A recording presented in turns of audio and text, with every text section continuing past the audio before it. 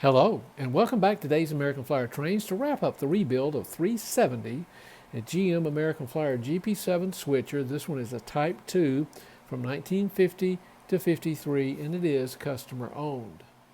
Before getting into a video that includes some highlights through slides of the steps I took in the rebuild and also some track stand and railhead tests, just want to wrap up a few things that were, I wouldn't say necessarily unusual, but probably noteworthy, just to point out that took place in this rebuild. As far as general cleanup, everything went very well. You'll notice the decks on the walkway are black again. They're not that white hazy material or finish that looked like either household dust or some sort of oxidation, but all that came off very nicely. The body also cleaned up very well, and the decals were not modified whatsoever. It came with some small chipping, but that's okay. It still looks pretty good. I'm not a big fan of these link coupler bars. I've worked with these before on other customer trains. This one is a reproduction. I put it on the back where I think most of the towing will be. I've had a problem, or challenges I should say, in trying to tow say 4 pieces of rolling stock like stock cars or box cars, in which the link coupler still will not stay connected, especially in the turns. So what I did on this one is I put in the reproduction link coupler bar on the back end of the train, hoping that it might make some improvement, and I put the vintage one back on the front. I'm not one to swap these out to be link couplers or even knuckle couplers, even though later on in production they came with, I believe, knuckle couplers.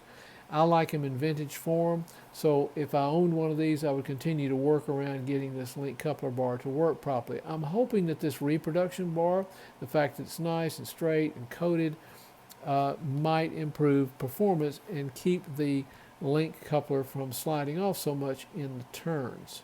This reproduction that I purchased online worked beautifully. It fit perfectly, and it appears to be the exact dimensions of the vintage. I'm becoming a big fan of these 1950-51 diesels. I've rebuilt several 360s, both extruded aluminum and plastic, and I've rebuilt for customers several of these 370s, and I've been impressed with them all, from workmanship, materials, parts, construction techniques, sturdiness, everything. They just really are very robust types of trains, as well as their performance, even without the pull more tires. So I highly endorse them. I would like to have this one in my collection. I don't know that I would get a extruded aluminum or even a plastic 360, as I have already have the Santa Fe, the later Santa Fe, and I'm very pleased with it. But this one I think would serve a purpose, and especially if I could get the link coupler bars to work properly. You'll recall I mentioned, and I think I've even shown, and if not earlier, it will be in the slides that follow, that this cab or this shell has an unusual stamp in it. Looks like a black rubber stamp of 521. I guess that maybe that was a type of date stamp of January of 52. I wasn't sure. It is unusual, but it led me to do some further research into Deeger, and I found references to that in volume 2 of Deeger, and I'm going to read just some excerpts. He said that replacement shells, maybe this was even one, caused a lot of unusual variations. A.C. Gilbert often produced replacement shells for his locomotives up to 2 or 3 years after the initial production runs of the original units. He said that the replacement shells were normally undated, and many contained an unusual rubber stamping, maybe what we see here with that 521. And the other differences in details as well. He goes on to mention that one way to identify a factory replacement shell, which could have been put on at the factory, it could have been put on at a dealer, maybe it was even supplied to the owner, is through the lack of a production date stamp inside the shell. None of the replacement, according to Deeger, none of the replacement locomotive shells have date stamps. Replacement diesels may have been stamped and then pulled from production until about 1955. And then replacement diesel sales after 55 do not contain a date stamp. So maybe that was the answer to that little mystery. You'll notice in the upcoming slides that I do have, I think, one slide that points out where the thrust plates are located. As I have found with the 1950-51 360s as well as these 370s, they all seem to have metal thrust plates rather than that fiber or plastic. Now when I looked at these, they only had tiny indentations in both directions on the truck. So I did not remove the thrust plates, and of course without removing them I didn't replace them. I thought they were in good condition.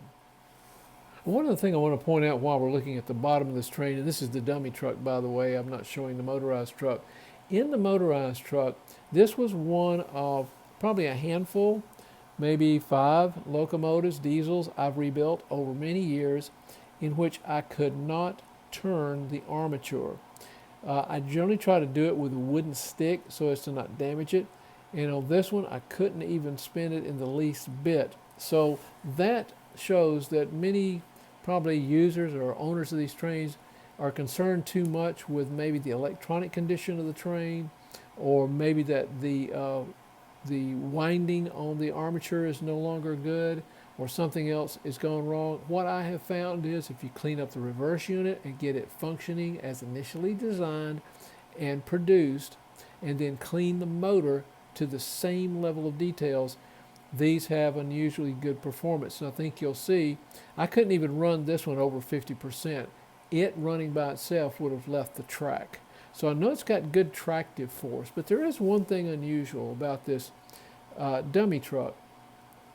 The front truck had a good bit of carbon buildup, carbon burn, carbon dust on the wheels. It came off as I do with my standard process using a rotary tool brush and alcohol and Q-tips. Came out with pretty much no problem. And of course, that's after washing them to get the initial layer off, the loose layer off. I did the same thing on the rear truck, but I had a much more difficult time.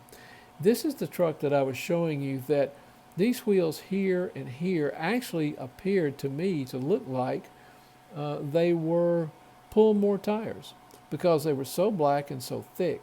When I tried my conventional means of cleaning these, and that is the wash to get the loose material off first, then to use a rotary tool wire brush on them, I was not getting it off. It was coming off, but it was taking a lot of grinding. I then applied the alcohol on the Q-tips. That didn't work well. What I ended up doing is something I rarely if ever do, but I do it very carefully, and that is I had to get out Goo Gone, coat these wheels, and then with the Q-tip and alcohol I was able to much more conveniently remove that carbon dust or buildup that can affect current flow. I think it can affect performance overall.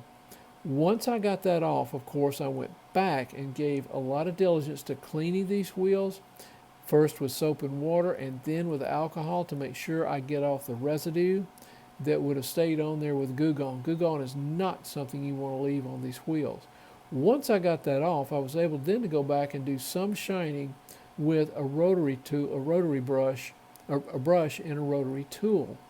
But one thing I thought was kind of unusual on these wheels in that of their texture. Look at the difference in the texture of the upper wheel to the one on the bottom. How shiny and new, and yet the one on the bottom has a very rough texture to it, an unusually rough texture, and the same was true for these on the back axle as well. So the only thing I can surmise is that there was an awful lot of arcing for some reason going on, this micro arcing on the track on these back wheels, thus contributing to the heavy layer of carbon dust and buildup on the back wheels. And it left them pitted. Think of the pitting as being almost what you would see with rust. And it's kind of a Definitely not a smooth texture. You can rub your hand across it and feel that it is a unusually rougher texture to these wheels than, say, these wheels here and here. Now, why is that? Well, again, I'm guessing the front truck has that unusually large weight sitting directly above it, applying pressure downward. And I think that aids in the, not only in the traction, but in the contact of the wheels. They don't have a tendency to float, you might say, just a little bit, uh, and therefore contribute to the possibility of arcing.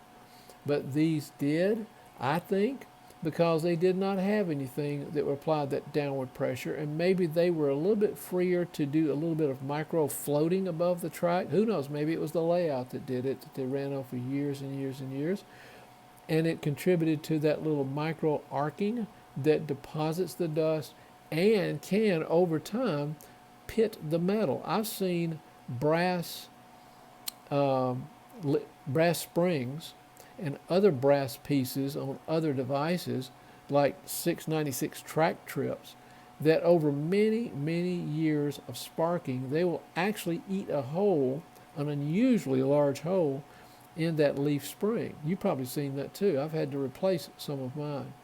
But anyway, if you find one of these that is unusually blackened, instead of spending an inordinate amount of time with something like a physical rotary tool to try to grind it off, Goo Gone will get it off. Goo Gone gets a lot of stuff off, but it will leave a residue, and then it has to be taken off thoroughly. All right, let's move on then to the slides and the railhead and track stand test.